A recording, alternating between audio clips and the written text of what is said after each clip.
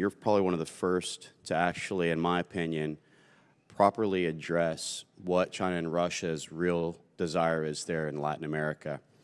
For a long time, I've been talking about this geopolitical alignment for many years on Russia, China, Iran, and North Korea.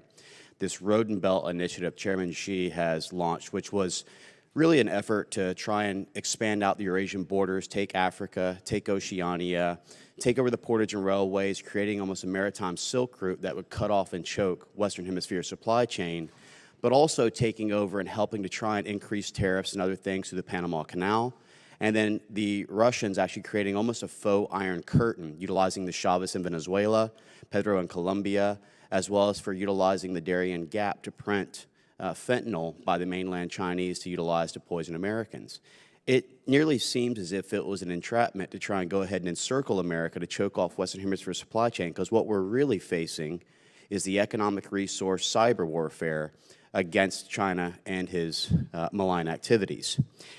So in knowing this, what exactly is Northcom and Southcom doing to work on countering this additional ground that China is gaining within Latin America? So I'll go back to, thank you for the question, Congressman. I'll go back to my main levers, and that's security cooperation for Southcom, also the exercises, and then in my opening statement talking about the education, the foreign military financing, foreign military sales. It's crucial to help them achieve and obtain the hardware that they need in order to counter the malign activity. The ISR, to be able to see, the domain awareness to see the threats is really important. There are a lot of legacy systems that are out there that our partners have, radar systems, and they need to be advanced. But the thing is as I said earlier, our partners are our best defense. And working with them, everything that we do with security cooperation is based in the human rights, the rule of law, the professionalization of their militaries. And we've seen over the past few years the challenges that they've had, but how they have maintained a professional military. Really, really proud of them. But the security cooperation is really important for us. And kind of staying on topic and realizing that China has continued to utilize economic coercion as opposed to kind of the U.S.'s cash diplomacy efforts, how do you see a way that we can combat what they're doing from an economic perspective that would enable us to weaken them in that area? So in terms of from the military side, that's being able to deliver in that short period of time. Those leaders are in the seat for like 4 years. They're on a stopwatch. They're not on the calendar. They're trying to deliver in 3 to 6 months. Our foreign military sales is really built for long term, so we're really trying hard, and Secretary Dalton has been very helpful in that.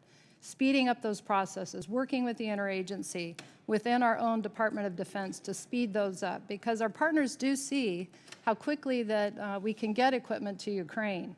So we've got to be able to not take 2 and 3 years to get one coastal patrol vessel or one maritime patrol aircraft, a King Air 250, to a country to help them be able to see and counter the malign activity. And we can do it. We can compete with the PRC. We don't have to outspend them to compete with them. But we got to meet our partners' needs where they need it. And a little goes a long way in this region. We talk about some of the older equipment that we utilize and the importance of ISR capabilities in these areas. And I recently visited Florida Atlantic University, who's working a lot on quantum linkage and as well as for AI autonomous drone capabilities and capacities.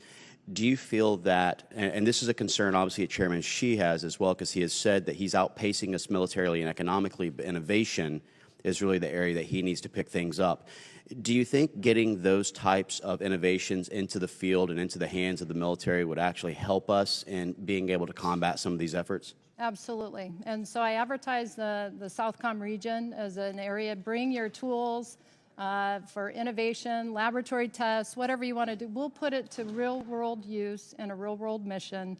Get hands-on in the military, be able to use it, test it, see what works, what doesn't work. And we've been pretty successful with that, but I advertise that to all of the services, and we have a lot of folks that are really taking advantage of that. Thank you so much. With that, I yield my time back.